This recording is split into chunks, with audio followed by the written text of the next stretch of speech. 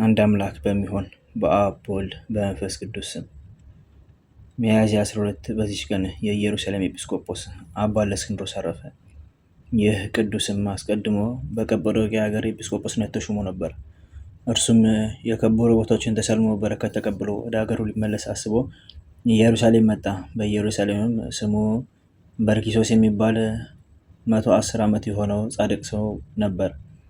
ሹመቱንም ሊተው ይወድ ነበር፣ ወገኖቹ ግን አልለቀቁትም። ቅዱስ እለእስክንድሮስም ስራውን ፈጽሞ ወደ አገሩ ቀጰዶቅያ ሊመለስ በፈለገ ጊዜ እግዚአብሔር እንዲህ የሚል ቃል እነሆ ከሰማይ አሰማ። ወደ ገሌ በር ውጡ፣ አስቀድሞ የሚገባውንም ይዛችሁ በላያችሁ ኤጲስቆጶስነት ሹሙት። ያን ጊዜም ሲወጡ አባ እለእስክንድሮስን አገኙትና ያዙት። እርሱም እኔ ቀጰዶቅያ ኤጲስቆጶስ ነኝ፣ የክብር ባለቤት ክርስቶስ በእነርሱ ላይ ሾመኝ፣ መንጋዎቹን ልተው አይቻለኝም አላቸው። እነርሱም ከሰማይ ስለሰሙት ስለዚያ ቃል ስለ እርሱ እንዳመለከታቸው ነገሩት። ይህ ነገር ከእግዚአብሔር እንደሆነ በተረዳ ጊዜ ለበዓሉም የተሰበሰቡ አባቶች መከሩት፣ ቃላቸውን ተቀበለ። ወደ አገሩ ቀጰዶቅያም እንዲህ ብሎ መልእክት ጽፎ ላካት። ይቅርታ አድርጉልኝ፣ በእኔ ላይ አትዘኑ፣ በእናንተ ላይም ኤጲስቆጶስ በእኔ ፈንታ ሹሙ።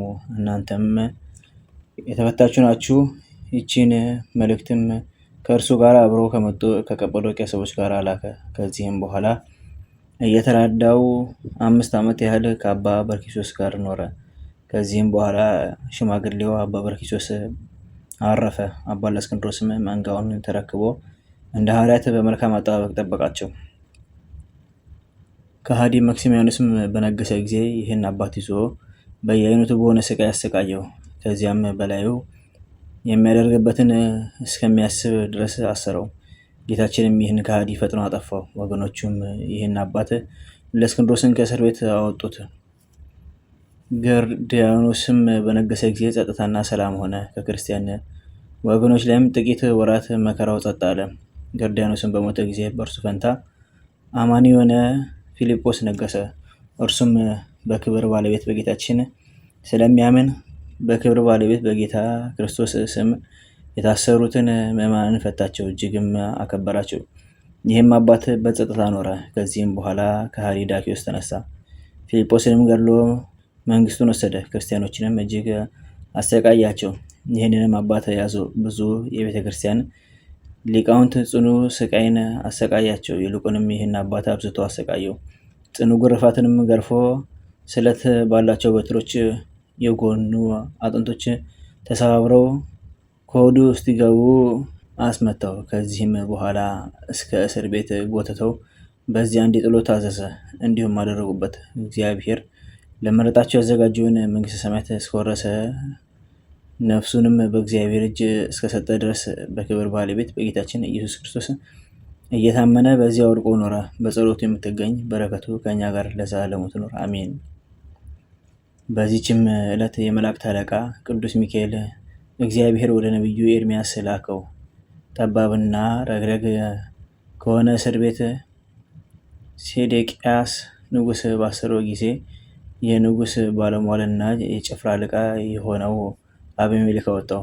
ያን ጊዜም የኢየሩሳሌምን ጥፋት እንዳይ መራራ ምርኮን እንዳይቀምስ ኤርምያስ ነቢይ መረቀው። እንዲህም ሆነ፣ 66 ዓመት ተኝቶ ኖረ። ከእርሱ ጋራ ወይንና በለስ ነበር፣ አልተለወጠም።